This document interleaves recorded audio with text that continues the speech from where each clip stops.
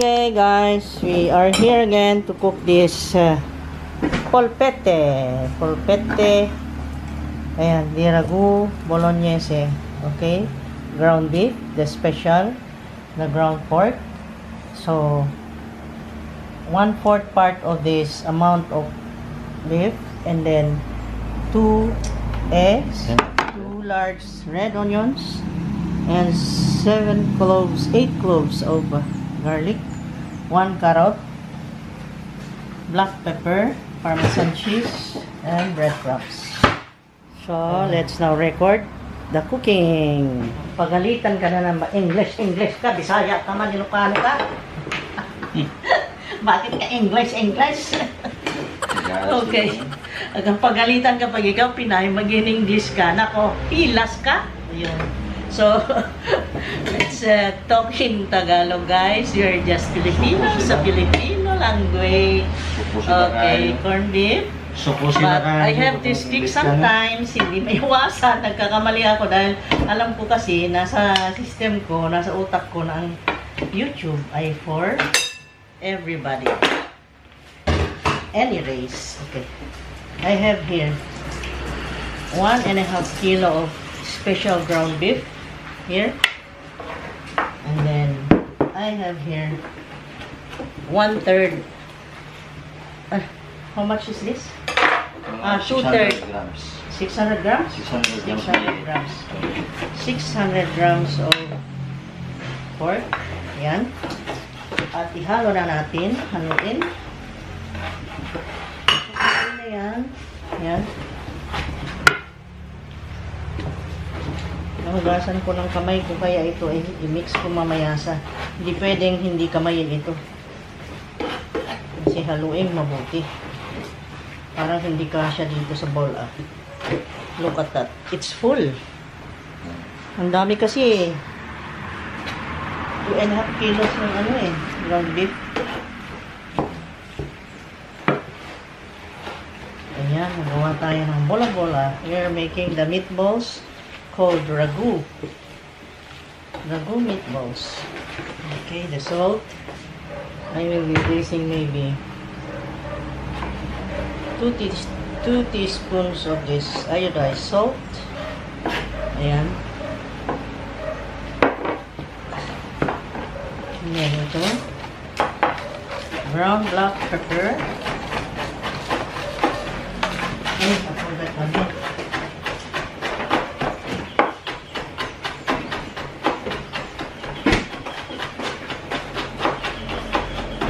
Also the milk, don't forget. Okay. And then place the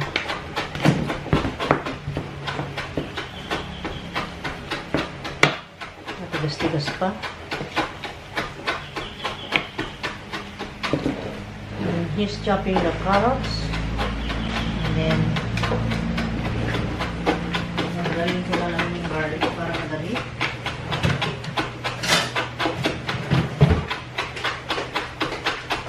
Kasi hapon na.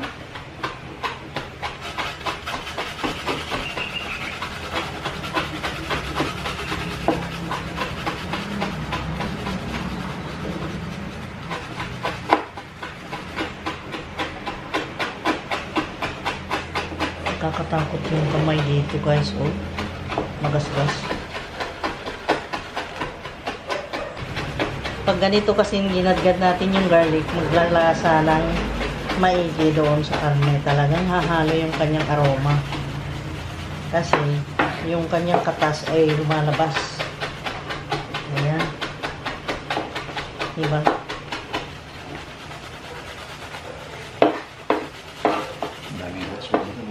Okay.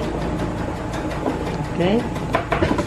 So let us continue the mixing of the ingredients. Ayan. Tapos lagyan natin ng breadcrumbs.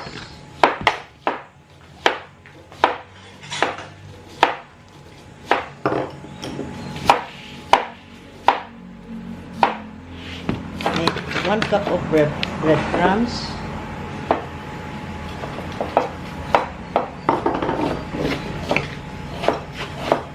Gamitin ko ng kamay kong mahiwaga.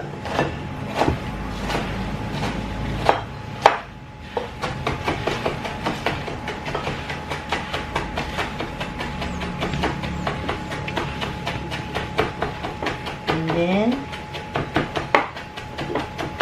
eggs.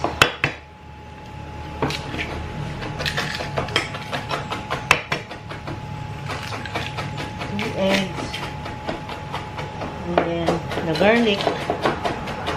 The garlic na inahaluan ko ng, and then the onions.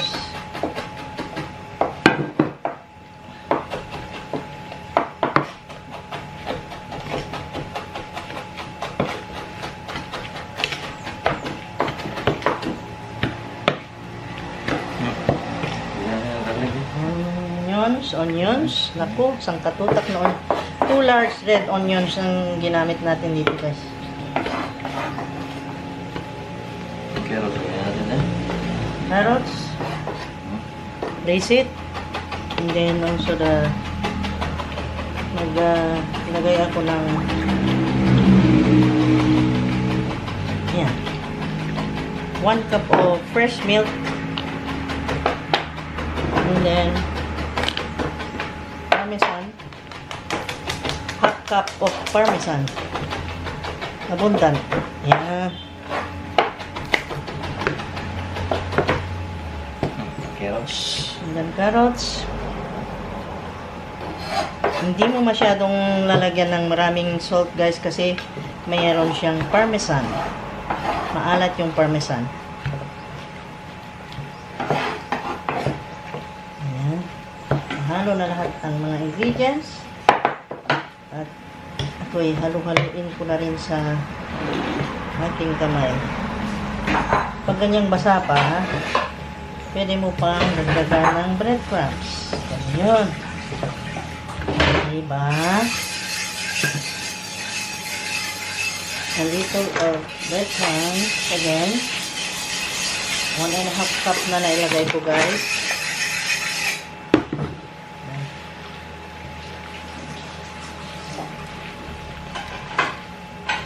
Ang breadcrumbs kasi ay magsisilbing, bukod sa itlog na magsisilbing makapa, anong pangalan nun?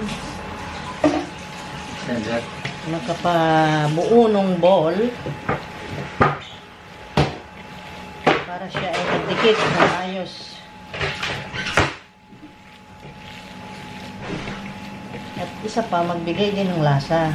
Diba? Lalagyan ko na. Sige, dagdagan mo. And then, ihanda ko na yung tray.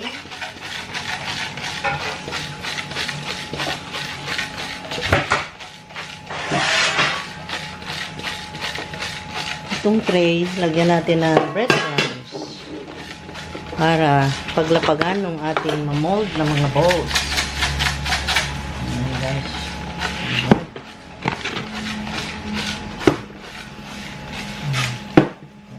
Okay. Ano siya moscata?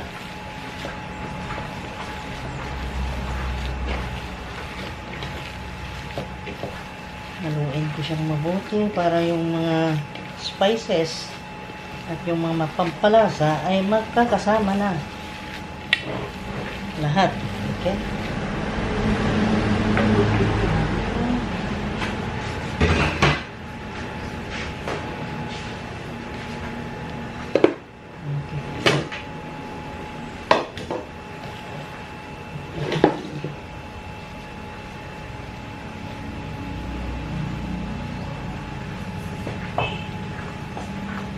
Ano lang, guys.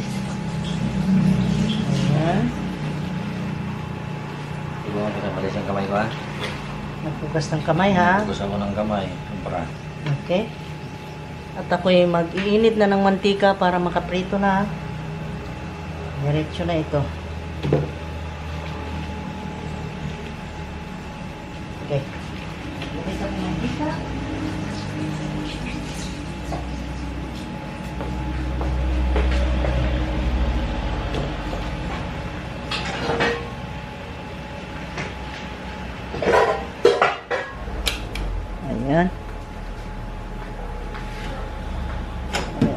Yan, mantika.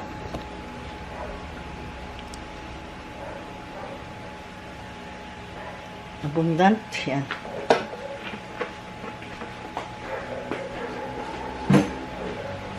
Painitin muna ang oil.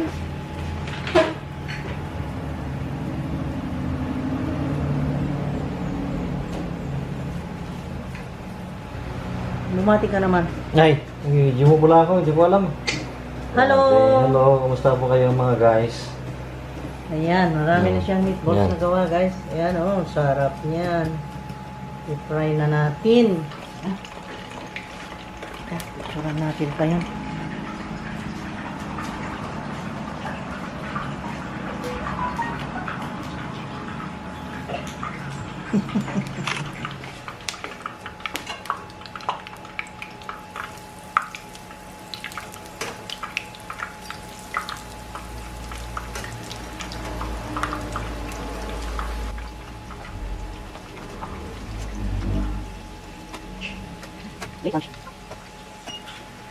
Ayun.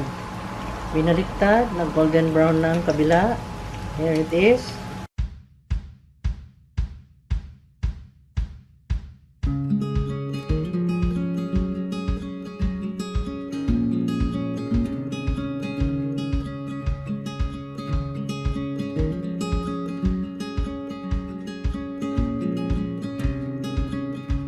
Okay, luto na. Harvest time. Harvest time.